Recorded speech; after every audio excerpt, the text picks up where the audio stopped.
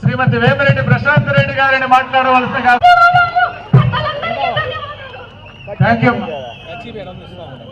సభ్యురాలు నన్ను ఎన్నోసార్లు ఇక్కడ పిలిచారు, చాలాసార్లు పిలిచారు రమ్మని, కానీ నేను అవాయిడ్ చేస్తూ వచ్చా. నిజం చెప్తున్నా, ఎందుకంటే ఇక్కడికి వస్తే నేను డబ్బులు అడిగా తెలుసు, నాకు డబ్బులు వదలదు. కార్లో వస్తున్నా డబ్బులే, అమరావతికి వచ్చినా డబ్బులే, వాళ్ళ ఇంటికి పోయినా డబ్బులే. ఇప్పుడు ఇంటికాడికి చేస్తుంటే ఇంటికి బాగానే మీరు ఒక 5 కోట్లు ఇవ్వండి సార్, 10 కోట్లు ఇవ్వండి సార్. బడ్జెట్ లేదమ్మా. గత ప్రభుత్వం వారు చేసిన అరాచకాలు కావచ్చు, ఆర్థిక విధ్వంసం కావచ్చు, దాంతో 10 లక్షల కోట్లు అప్పు చేసి వెళ్ళారు.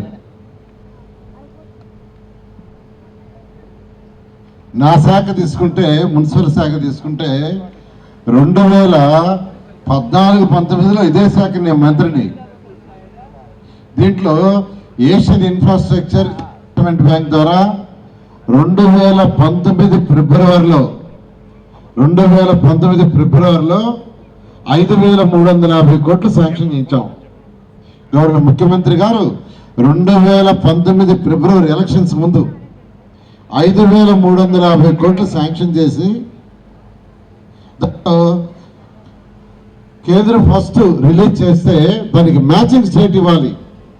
ఆ మ్యాచింగ్ ఇవ్వక గత 5 సంవత్సరాలు 5,350 కోట్లు పోయింది. అదే 5,350 కోట్లు తీసుకొని ఉంటే ఈ రాష్ట్రంలో ఉన్న 123 మున్సిపాలిటీస్లో ప్రతి ఇంటికి ట్యాప్ కనెక్షన్ ఉండేది.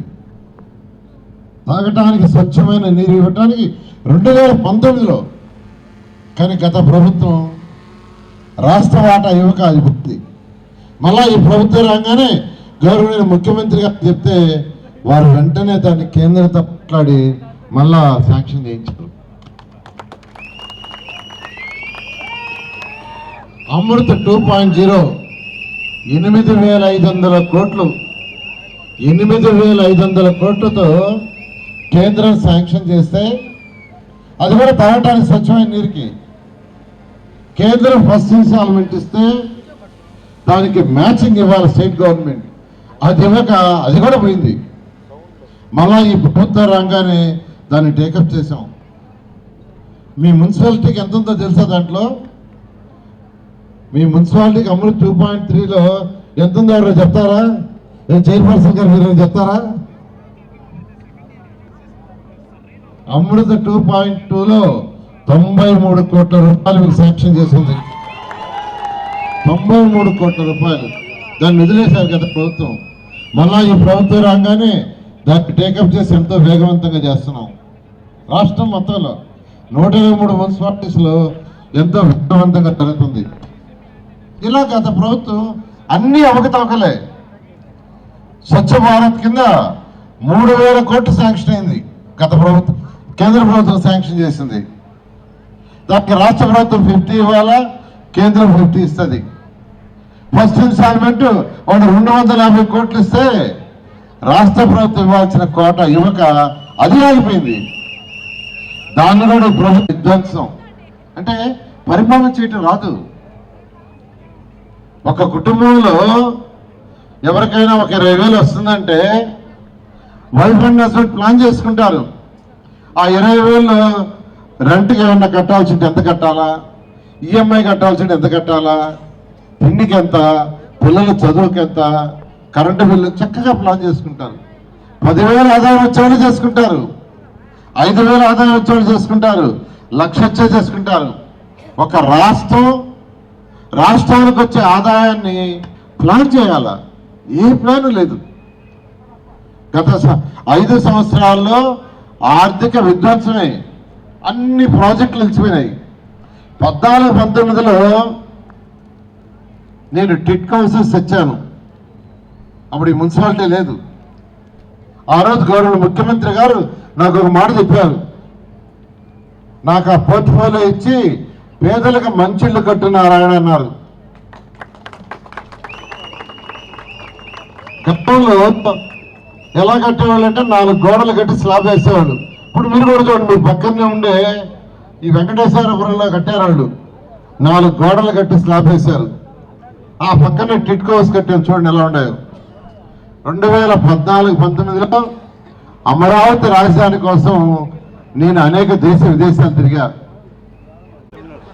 కారు అంటికాడ నుంచి కారు ఎక్కుతుంటే నాకు ఫస్ట్ చెప్పి కారు ఎక్కండి, మీ మేడం చాలా కష్టం వదలదు, ఇప్పుడే వచ్చేటప్పుడు ఒక 5 కోట్లు ఇప్పుడు చెప్పండి సార్ అన్నది, ఒక 5 కోట్లు అన్నది.